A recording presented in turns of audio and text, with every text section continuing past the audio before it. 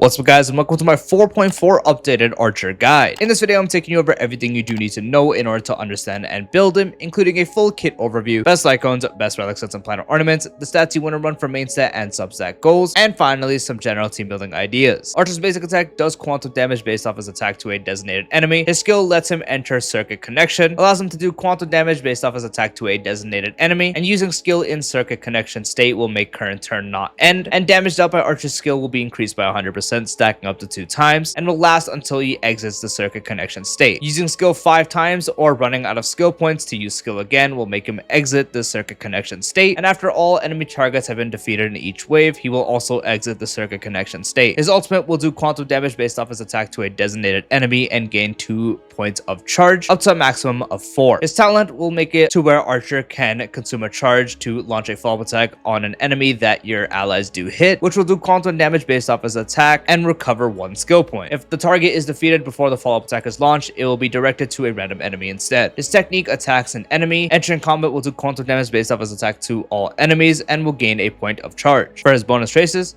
his A2 will increase the skill point limit by 2 when Archer is on the field. His A4 gives Archer a point of charge entering combat, and his A6 will be able to increase Archer's crit damage by 120% for 1 turn when allies gain a skill point with 4 or more skill points owned. Finally, for his Eidolons, his E1 will recover 2 skill points for the team when using skill 3 times within 1 turn. So 3 arrow shots will recover 2 skill points back. His E2 will be able to reduce the enemy target's quantum res by 20% for the one he attacks with his ultimate, and will also apply quantum weakness to it for 2 turns. His E4 increases ultimate damage dealt by 150%, and his E6 will recover a skill point on Archer's turn starting, increase the damage percent boost effect provided from the skill by 1, so the one that was able to increase it by 100%, how it capped out a total of 200%, now can go up to a total of 300%, and also skill damage dealt ignores 20% of defense. For Archer's best Lightcones, consistently his best one is still his own signature, with 16% crit rate, 40% attack to the wearer if entering battle skill points are 6 or higher, and every use of the wearer's skill will increase the wearer's attack by 10%, stacking up to 4 times. Simple and very easy to stack and have the effect of. Crit rate makes him easier to build, and Archer is especially one of those characters where you want to have 100% crit rate with not much wiggle room to not. 40% attack for free in battle, as he does overcap skill limits by 2 himself.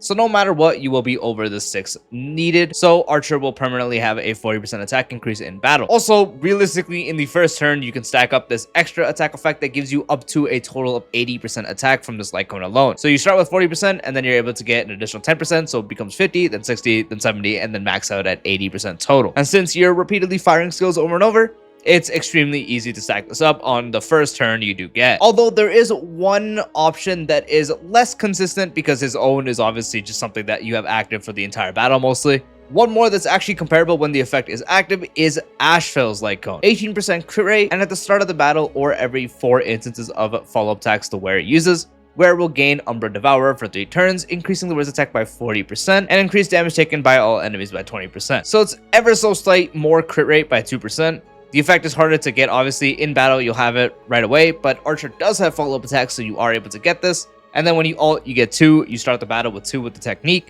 So you are able to have ways to keep this up. It gives you 40% attack, so his signature can give you more in total. However, instead, this Lightcone provides 20% vulnerability. Whether it's better than signature or not is debatable. Certain situations, this can be better, especially if you have a bunch of attack on your Archer already. But if on the team you're running him on has a bunch of vulnerability already, then this effect would be more diluted. However, regardless, it is still a potent Lightcone when the effect is active. Also, with the addition of Rin, who also doesn't do a bunch of damage, but still does a noticeable amount of damage, she would also be doing more damage since you do have a vulnerability coming from this Lightcone. So the value of this Lightcone on him did increase a little bit because of that, and so this is also a very solid option. Ratio's Lightcone is also usable with 20% crit damage, an additional 8% crit damage dealt to enemies with debuffs stacking up to 3 times, where using ultimate will give the wearer Disputation, which increases damage dealt by 36%, and follow-ups will ignore 24% of the target's defense for 2 turns. So you're just able to get more crit damage and then deal more crit damage. It makes them a bit harder to build since there's no crit rate, but anytime you crit and you are able to make up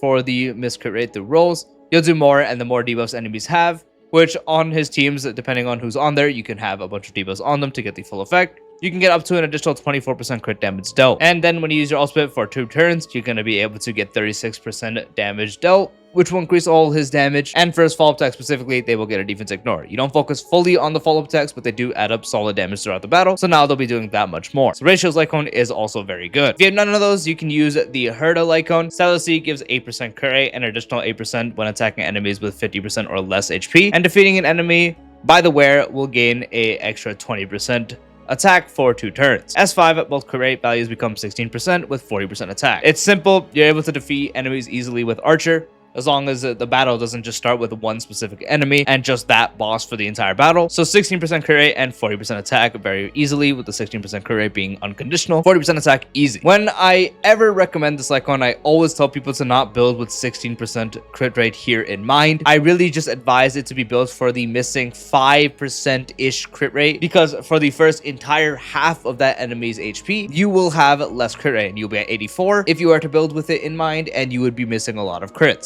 So that's why I only advise this to be a bit of safety net for missed rolls, and that's kind of it. A more consistent option than the cruising is the Battle Pass Lightcone See You at the End. 24% crit damage and a skill and follow-up damage dealt increase by 24%. S5, 40% to both values. Simple, 40% crit damage, 40% to his main source of damage being skill, and 40% to his follow-up attacks. Also, follow-up attacks do see more value. I forgot to mention this with the Astral Lightcone too, that the joint attack with Rin counts as a follow-up attack, so you do get that extra instance. And then the follow-up attack defense ignore from Ratio's Lightcone would also be doing more. So in this case, it's going to be buffing that as well, but it's mainly for the focus on his main source of damage being skill. And since it is always up, it's something you'll just have throughout the entire battle. And if you still have none of those available, you can use Final Victor with 12% attack and 8% crit damage increase for every time the wearer does land a crit hit on an enemy by giving them a stack of good fortune, and will be removed at the end of the wearer's turn. S5, 20% attack, 12% crit damage per stack. This is mainly usable on him because he does scale off attack, but the crit damage one is also good since you are firing multiple arrows, so every time you do fire an arrow, you get more and more crit damage until you cap it out at 4. And then once you stop, that's when the buff would end. So this is worse than every other option I mentioned, but if you really have none of those available, then this would be the one you can fall back to. Now for best relic sets. So I'm sure most of you watching this video are here for the Genius set or the Navigator set and how well he uses Navigator. So actually, in more cases than not, Navigator is the new best in slot. 12% attack from the 2-piece, and the 4-piece does provide 18% damage increase to skill and ultimate damage, stacking up to 3 times when the wearer enters combat or uses a skill, with an actual stack being removed when the wearer uses ultimate or at the beginning of their turn. So Archer is one of the few characters that can actually use this, thanks to the fact he repeatedly fires his skill. You enter battle and you will have a stack. Let's say Sparkle buff goes on him, it's his turn after that, you lose that stack, but then you fire your skill, and then you fire again, and then you fire again, boom, you have max stacks. One stack is almost as good as Scholar without the additional effect, since with the additional effect, that's just for one skill anyways, it's a total of 45%. Otherwise, it's 20%. So at 2 stacks, you're way over it. At 3 stacks, you're gapping it, even with the extra effect, but for every shot after that.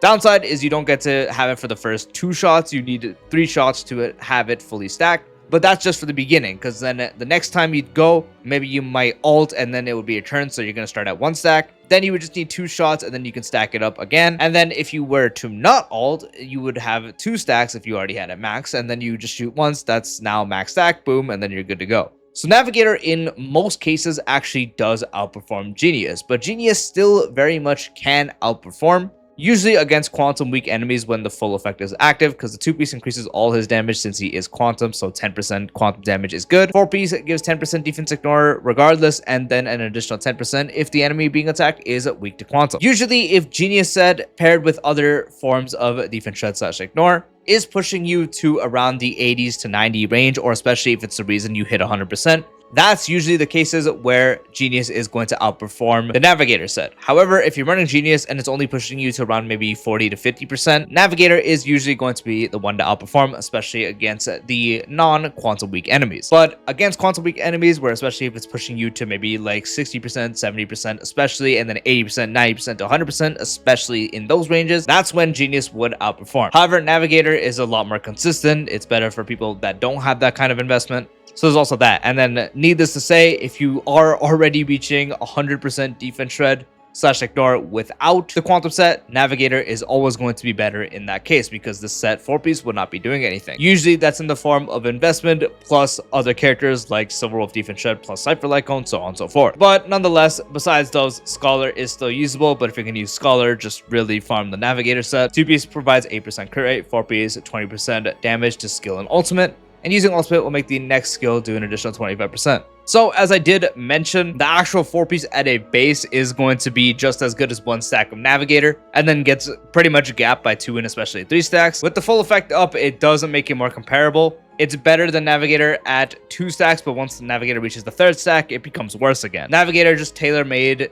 and works better since you're able to stack it via skills and not ultimate in this case, with skills being the main way you use Archer anyways. The 2-piece here is nice, makes him easier to build. However, Scholar is just not necessarily too recommended on him, besides the fact that it's very efficient to farm from being paired with Relieved Ordeal. Navigator is usually always going to have you better results, while if not Navigator, it would be the Genius set. So Genius set or Navigator, mostly leaning the Navigator, would be the recommended one to farm instead of Scholar. For Planar Ornaments, his best install overall is the Tengoku set with 16% crit damage, and if 3 or more skill points are consumed in the same turn, additional 32% crit damage for the wearer for 3 turns. So practically a free 48% crit damage, as you get 16% for free, and just firing 2 skills will give you the effect for a whole 3 turns, and every time you're going to be firing usually 2 and up to the max amount of arrows you could shoot. So it's really just a free 48% crit damage throughout the battle, which is one of the better things you can get from a Planar Ornament. Also, as opposed to the next option, this does impact all his damage. So also the follow-up attacks from the joint attack and also his actual follow-up attacks and also ultimate, as opposed to the next best option being Rudolin Arena, which would only, I don't know why I said only impact his skill. 8% crit rate and also 20% damage percent to basic attack and skill. So this just hard focuses the skill, which is practically the entire source of damage he is doing. However, that's why Tengoku is a bit better,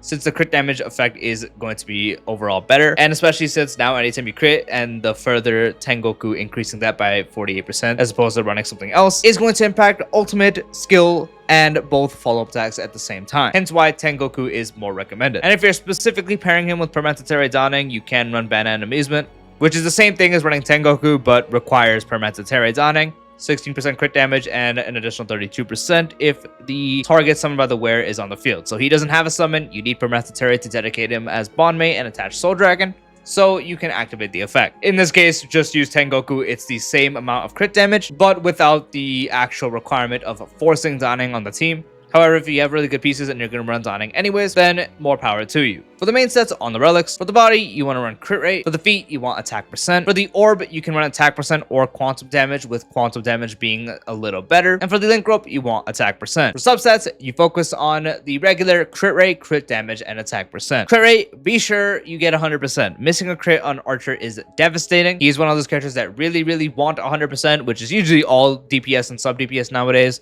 But on a character like him, where you're just going to miss so much from missing a singular crit, you want to prioritize crit rate above all else. Then you can focus on crit damage. Just getting it around 140% to 150% is going to be good. If you can shoot for even higher than that, that's going to be great. And then getting attack around 3000 is going to be good. You don't have to focus on crit damage and attack percent as much, since he just has so many sources from either in kit for some of these, like cone effects, and also potential team buffs. Crit rate is going to be the big focus. So again, crit rate 100% in battle at least. So if you have something like Sparkle Lightcone on the team, then you can opt to have 90% crit rate, where Sparkle Lightcone will make it 100%. Crit damage just out of battle having around 140 to 150% is going to be good. And as I mentioned, the higher you go, the better. There isn't necessarily a limit. Same with attack, but ideally around 3000 attack is going to be fine. Now for team building ideas, the undisputed teammate still is going to be Sparkle. Without Sparkle and even with Rin, missing Sparkle is just such a big downgrade. And so for all of Archer's team iterations, you want to have Sparkle. Then the third slot would obviously go to Rin, as she's going to be the new, by far best in slot for this actual team.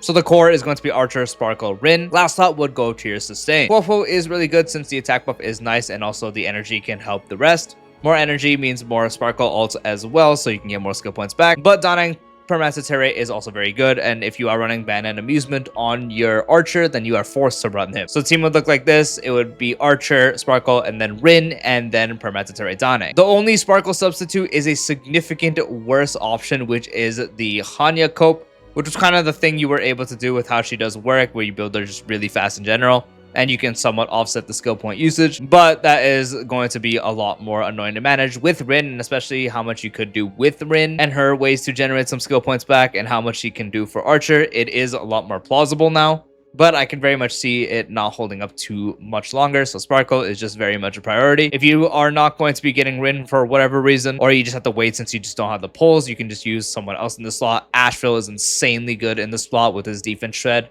and Archer's ability to charge up stuff for him, and then general vulnerability that he does provide with vertical investment. But if not him, you can also use generic options like Tribby, especially with their E1, Cypher, especially with their Lightcone, and especially OG Silver Wolf with the defense that she can provide plus the bugs. So you can have a team that looks like this with the sustains being as is. And if you don't have them, you can just run someone high speed like Linksha, Luocho, or Gallagher with just a high speed build to generate some skill points. Or if you're running Sustainless, you pretty much would take the characters that I did mention. Again, there is Cypher, there's Tribby, Asheville, and also even Mortanic Blade. Mortanic Blade actually does provide very solid buffs for Archer as well. Good vulnerability, fantastic defense shred, good personal damage, so on and so forth. Also, Sarija does work with Archer, and you can get that extra shot in pretty easily, and it stacks in very easily as well. Although, I will tell you guys now, you definitely want to have Sparkle, and you definitely want to pull for Rin. That is going to be the 3 core, with the last slot always going to sustain, and that's going to be your best possible Archer team. And then for that sustainless team with Rin, like let's assume this last slot is already Rin, the sustainless options still would stand with Mortanix, Asheville, Tribby, Cypher, OG Silverwolf. And that is the full 4.4 updated Archer guide. I do hope you found this video helpful. If you did, dropping a like would be greatly appreciated. If you're new to the channel or haven't done so already, be sure to subscribe and turn on the bell for future videos like this, along with all the tips to our content. And I'll see you later. Peace out.